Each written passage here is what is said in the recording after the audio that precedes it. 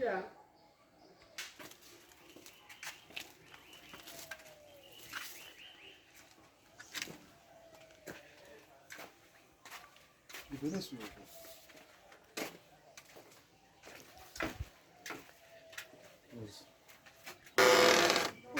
et messieurs, aujourd'hui nous allons justement vous montrer comment lancer un projet pisciculture. Beaucoup de personnes pensent que lancer un projet, c'est de la magie. Ce n'est pas de la magie. Donc aujourd'hui, nous allons vous montrer ce que nous avons essayé de faire pour débuter ces petits projets. Alors, on a justement commencé d'abord, la première des choses, à élaborer un plan de projet.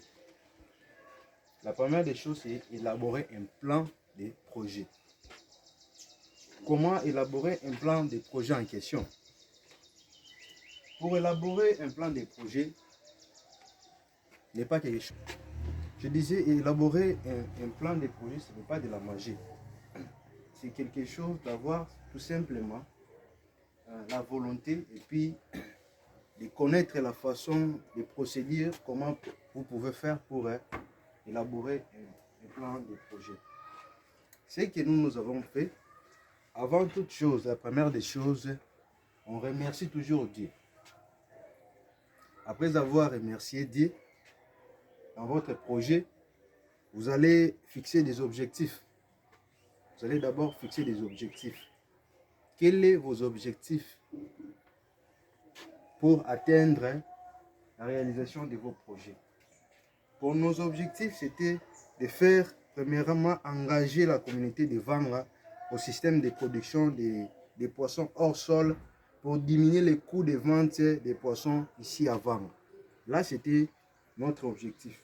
Deuxième, c'était de créer un site pour l'approvisionnement des alevins dans des villages proches ou à proximité. Troisième objectif, c'était d'approvisionner les centres nutritionnels qui ont un taux élevé de la malnutrition. Parce que les tout, nous travaillons sur un problème. Et surtout, nous envisageons, surtout ici, dans la province de Kwilu, la malnutrition, c'est parmi des maladies qui ravagent. C'est parmi des maladies qui ravagent. Alors, nous avons conçu notre projet sur base de ces problèmes alimentaires. C'est pour ça que nous avons dit approvisionner les centres nutritionnels qui ont des taux élevés de la malnutrition. Là, c'était nos objectifs fixés pour notre projet. En deuxième lieu, nous avons parlé sur les lieux et périodes d'élevage. Pour nous, nous avions dit qu'il se déroulera dans la province de Kwilu, précisément dans la mission évangélique de Vanga, en proximité de l'Istère Myriam Fontaine et STV, Service Technique de Vanga, où la température varie de 21 à 23 degrés Celsius.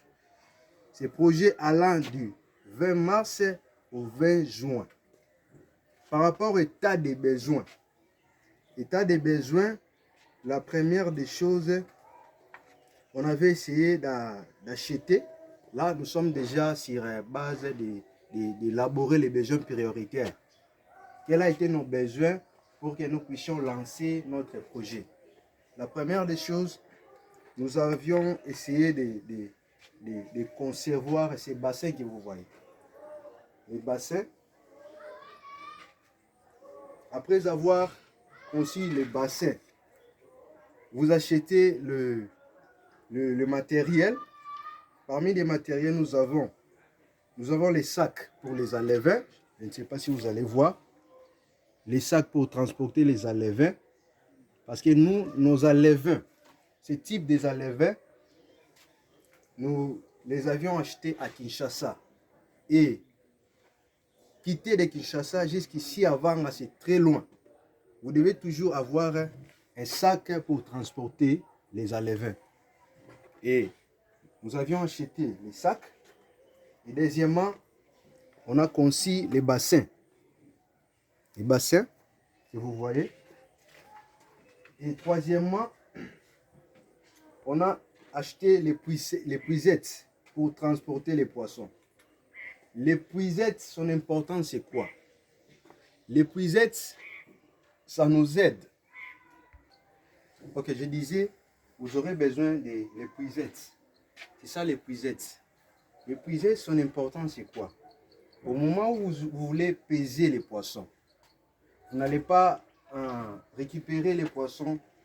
Vous n'allez pas récupérer les poissons au hasard. Parce qu'en main comme ça, vous ne saurez pas récupérer un poisson. Mais avec l'épuisette, vous allez directement récupérer un poisson pour les peser. Parce que ça évite de stresser les poissons. Si vous attrapez un poisson par la main, vous allez stresser vos poissons. Alors, nous utilisons ces épuisettes pour justement récupérer un poisson pour les peser. Après ça, vous aurez encore besoin d'un gobelet. Le gobelet n'est pas vraiment très cher. Vous aurez besoin d'un gobelet et vous aurez aussi besoin des alevins proprement dites. Vous aurez besoin des alevins comme nous avons conçu un bassin de 4 sur 4 donc pour 1000 poissons. Mais cela dépend que de vous. Vous pouvez élever des poissons non. Vous pouvez élever 200 poissons. Vous pouvez élever 100 poissons. Cela dépend de vos moyens. C'est un peu ça. À part les alevins, on avait essayé de mettre les tanks comme réservoir d'eau. Malheureusement, on n'avait pas pu le réaliser vu les moyens, c'est un peu ça. On n'a pas pu le réaliser.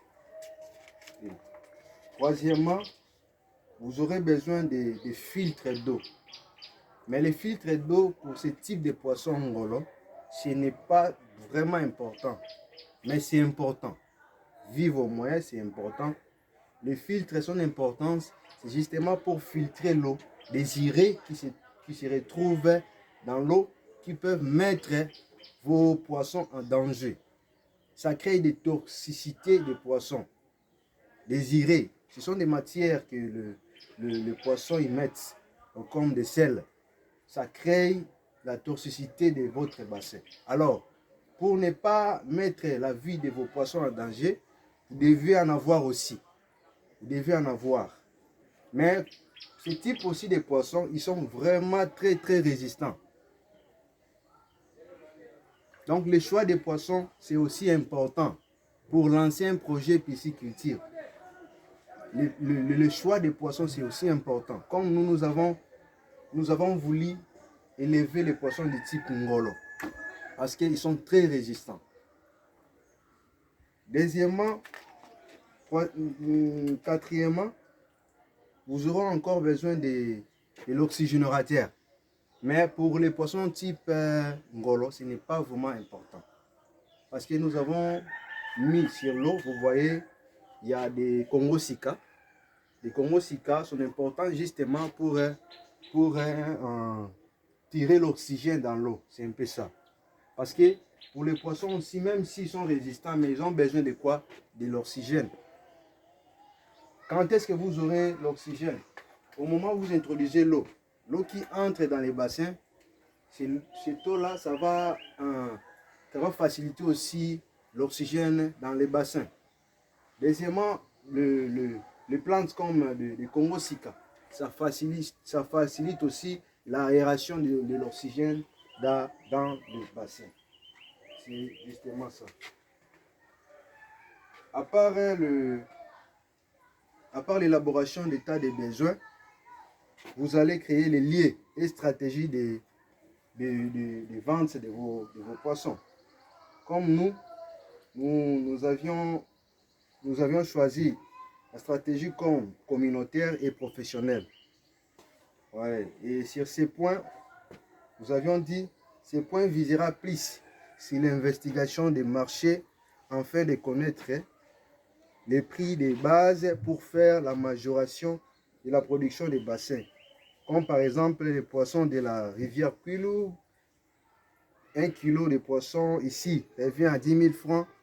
Mais cela dépend que de la qualité que nous allons produire. Si ici c'est à 10 000 francs, nous allons faire des efforts pour réduire de 10 000 francs même à 4 000 francs, à 5 000 francs, pour faciliter la communauté. Du point de vue professionnel, consistera à atteindre les milliers professionnels tels que les centres nutritionnels, ainsi que l'hôpital et autres services environnants pour pouvoir faire la première marketing dans le but de faire la promotion des systèmes d'élevage hors sol. Voilà ce qui a été notre idée avant de concevoir le projet pisciculture de Vanga. Vraiment que les dieux vous bénissent. À nous revoir à la prochaine.